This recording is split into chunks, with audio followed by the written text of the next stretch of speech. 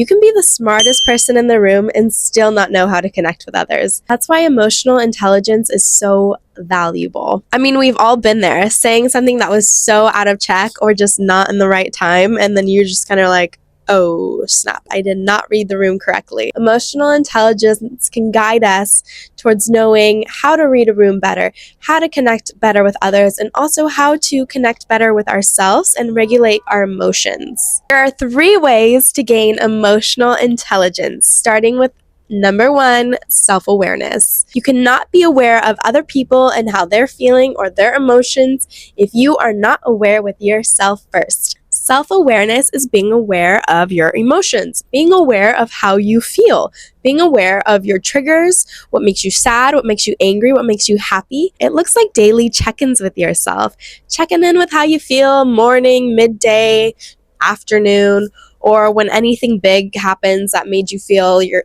emotions were a roller coaster.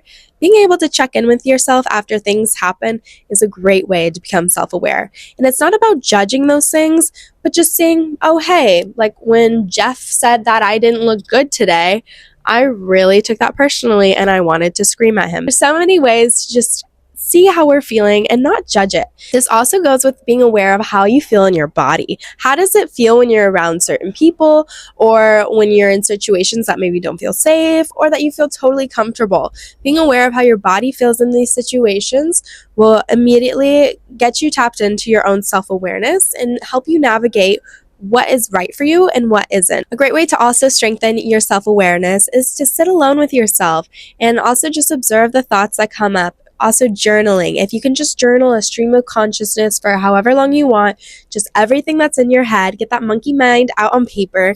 That's a great way to kind of check in with yourself, because every time I've done that, I've always seen things that I'm like, oh wow, I didn't even realize I was thinking about that. It's just about processing things that need to be processed and being aware of what they are. Because how can you really begin to self-regulate if you are unaware of what you need to regulate?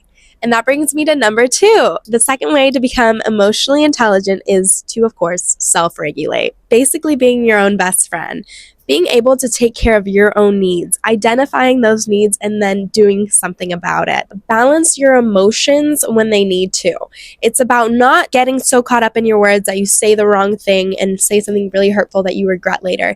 It's not about stuffing in so much that it just explodes out later. It's really about knowing your limits and knowing when's the right time to say something for yourself and speak up, and maybe knowing when it's best to hold your tongue and then speaking on that topic later. And with this comes flexibility, because emotional intelligence, you have to be flexible. You have to be okay with things not going your way. Like, oh, my day didn't happen as planned. Am I going to throw a tantrum? No, I'm going to, make the best out of what is happening today. And say you have trouble self-regulating. Say it's kind of difficult to manage, when something pushes your buttons and you just kind of want to react. That's okay. We've all been there.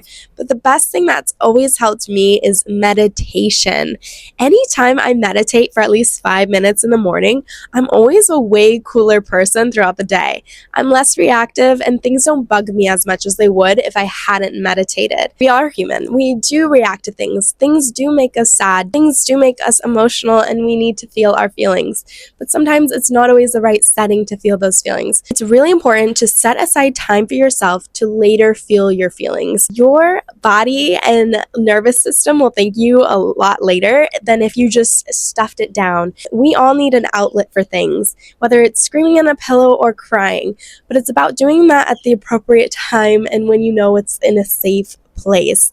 That way you can return to your life and be just as great as you were before that thing happened, before that thing triggered you, because we all have ups and downs, but it's just about being able to be there for yourself when things are down or when things are really up. And this brings me to the third point, social intelligence. Remember how I started this video saying we've all been there, we've all said something at the wrong time, at the wrong place, and it was so embarrassing? Well, social intelligence is not doing that. It's about being able to read the room and know what to say and maybe when to not say it. Great way to do this is just start by observing the room around you. Start practicing being a good listener. People love to talk about themselves, and people immediately notice when you're not interested in what they're saying. You don't want to be that person. You want to be the person who's thoughtful, listening, and asks follow-up questions, because that shows you're truly engaged with the speaker.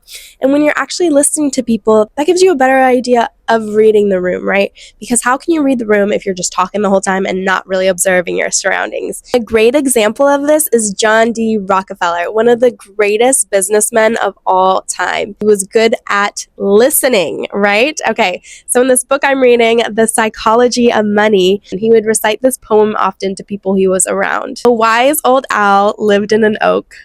The more he saw, the less he spoke. The less he spoke, the more he heard. Why aren't we all like that wise old bird? Take advice from Rockefeller, one of the most successful businessmen of all time, right? He was one to observe the room, to observe people around him, thinking about what's going on here and using it to his advantage. And you gain so much more when you can observe other people and learn from what they have to say and how their body language is. If we can see all our interactions as valuable and something to gain from, you will have a lot more meaningful experiences with others. In social settings, it's also important to be aware of your body language. How are you standing? How are you around people? Are you contracting and hiding, or are you open and ready to make eye contact with people? They give off two different impressions. If somebody says something you disagree with, is your face going to have it shown all over, like your disgust and disagreement?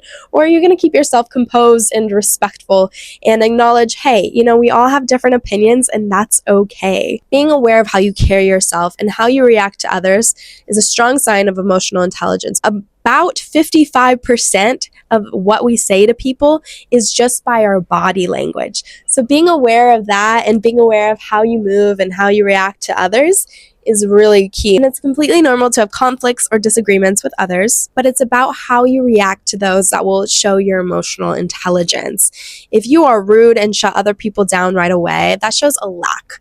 But if you are open to hearing other people's ideas and using conflict as a way to grow, you're going to gain so much more from that. And there's so much power in patience. People are not trying to annoy you. People are not trying to grind on your nerves. Somebody who is impatient and is easy to react to other people, that shows that they're not in control of their emotions. But someone who is cool, calm, collected, and patient with others, that shows, hey, this person's got a good head on their shoulders. All these practices are lifelong. There's no end game to self-development. We are constantly learning and evolving as we go, but these three things will surely help you become more emotionally intelligent. These are great ways to start and great ways to just become more aware of yourself and more aware of the people around you.